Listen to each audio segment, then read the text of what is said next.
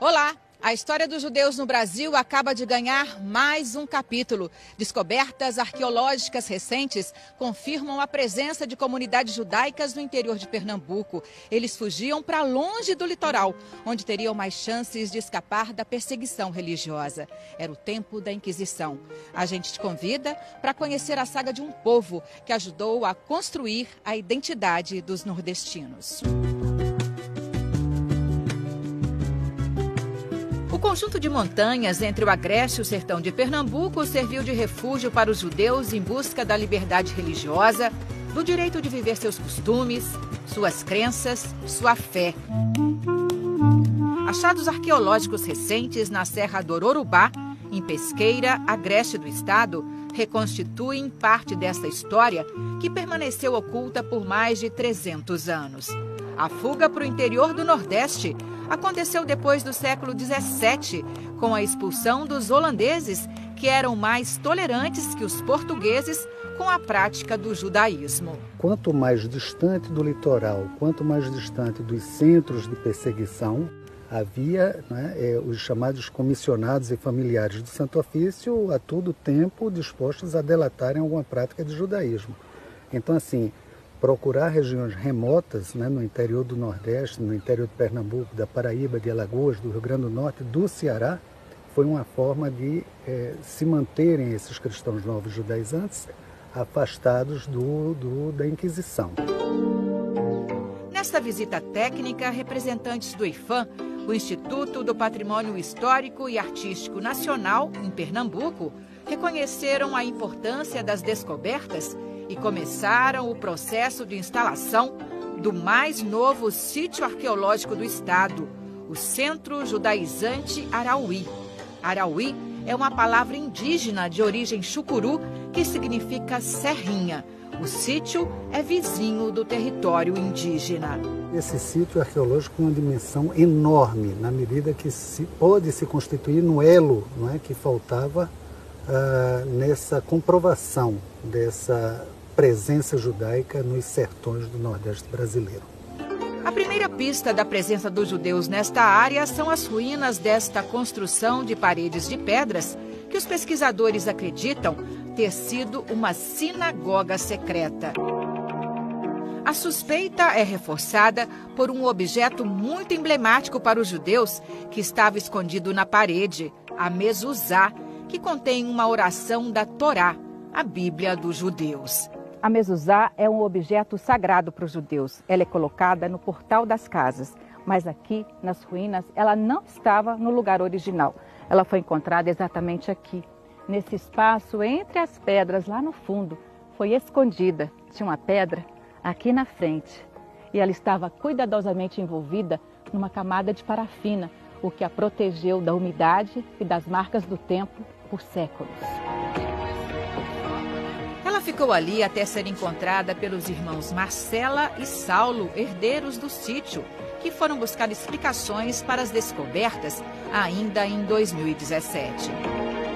A gente entrou em contato com a Universidade Rural. Eles foram os primeiros que atenderam o nosso chamado de vir aqui, de observar também o entorno da área, e começamos a fazer as buscas, de algo mais concreto sobre isso.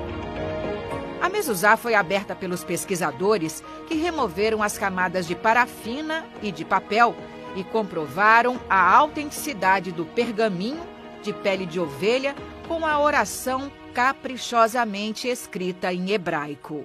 Depois que a gente abriu, a gente entrou em contato com o rabino e veio ele, o rabino brasileiro, com um rabino que não é daqui, ele é de Israel, ele nem português falava, ele só falava hebraico. E a mezuzá já tinha voltado a se fechar sozinha, que é um material de couro, E aí ela estava fechada. Ele viu ela fechada, mas viu a foto dela aberta.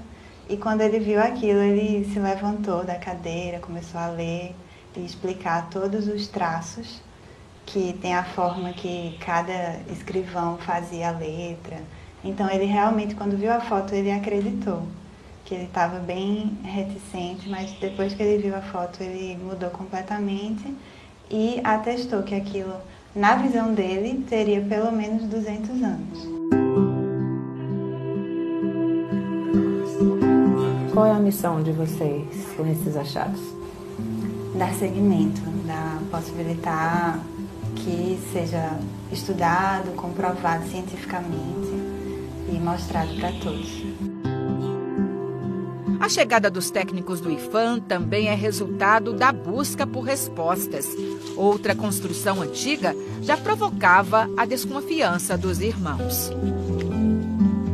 A pouco mais de 200 metros das ruínas, outra descoberta ajuda a reconstituir o passado e sinaliza uma importante prática religiosa dos judeus. Esse poço aqui é diferente de todas as cacimbas e reservatórios da região. Ele foi construído em detalhes para ser uma mikvê, uma piscina especial para a realização de rituais de purificação dos judeus. O mikvê fica numa nascente com água corrente e limpa, como descreve a tradição judaica. Tem profundidade para uma pessoa ficar imersa. A gente sabe que aqui no meio ele tem cerca de 80 a 90 centímetros, mas lá mais profundo, que é onde a água nasce debaixo dessa pedra, aí ela chega até uns 70 mais ou menos, lá no cantinho. As fotos na época da seca mostram a técnica de construção.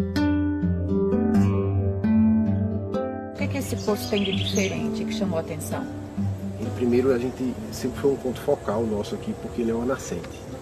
Então, de 30 anos para cá, nós fizemos um trabalho de reflorestamento da área e recuperação para que ela esteja assim correndo praticamente o ano inteiro. Mas o que chamou a atenção para a gente é o tipo de construção que existe nele, né? De tijolos dobrados, um apoio de descida, como se fossem tipos de degraus aqui e uma espécie de banco no final, lá no canto, onde a gente não consegue ver nessa época de que a água está cheia.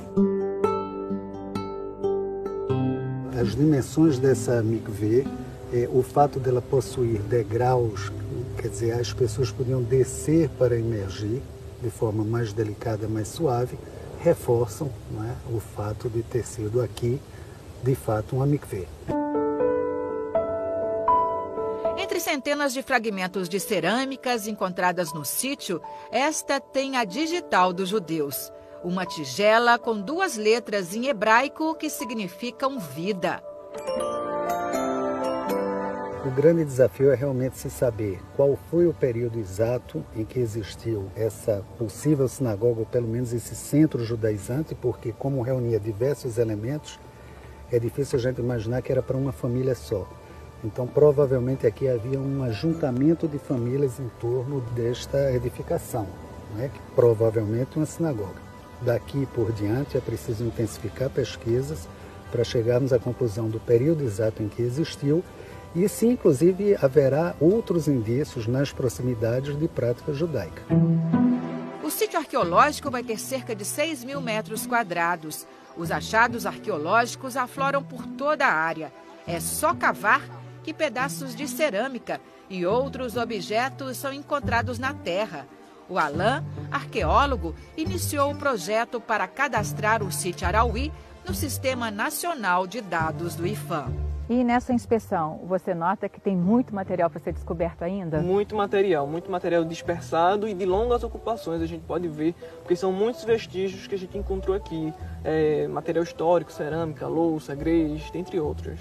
Essa medida do cadastro ela é muito necessária a partir desses achados? É importantíssimo, porque assegura a proteção, né, quando um bem está protegido e cadastrado na base de dados do IPHAN. O IPHAN tem conhecimento desse bem e pode destinar esforços para garantir a preservação desse bem também. Quando a gente tem uma família interessada na preservação desse patrimônio, todos ganham, né, tanto o patrimônio quanto os proprietários. A propriedade Arauí pertence à família da Marcela e do Saulo há mais de 30 anos. É destinada ao turismo ecológico. O reconhecimento da importância dos achados reforça o desejo dos irmãos de preservar o sítio e tudo o que for encontrado nele. E com esse reconhecimento, vocês têm por dever preservar isso tudo, né? Ser uma espécie de guardião. O que você acha dessa missão? As pessoas no mundo capitalista sempre falam de quem são os donos, né? Chegam aqui e perguntam quem são os donos da área. E tanto eu como Marcela, a gente sempre falou, nós guardamos o espaço, nós somos guardiões. Então isso traz mais uma comprovação de que isso, a missão da gente tá em torno dessa guardiania. Qual o próximo capítulo que você espera para essa história? Pesquisa, comprovação, visitações, pessoas que queiram contar, mostrar e a gente ajudar todo mundo a talvez se identificar um pouco com cada uma dessas histórias. Uma história que ainda está sendo escrita. O capítulo mais recente passa por terras do agreste pernambucano e ajuda a compreender melhor a formação do povo nordestino. As ruínas aqui de Arauí, elas podem ser o elo que estava faltando no sentido de demonstrar que, de fato, boa parte da população nordestina tem essa descendência dos judeus através de seus cristãos novos, né? Então, assim, a gente diz sempre que o povo nordestino tem 3 grandes formadores: o branco, né, português, cristão velho, o negro, o indígena, mas faltava esse 4º elemento constituinte, no mesmo grau de dimensão, o elemento semita, os judeus. São formadores também do povo nordestino e do povo brasileiro. E eu acho que isso dá uma unicidade, né? O povo nordestino é realmente único, porque contém essas 4 origens, digamos assim, constituintes muito fortes.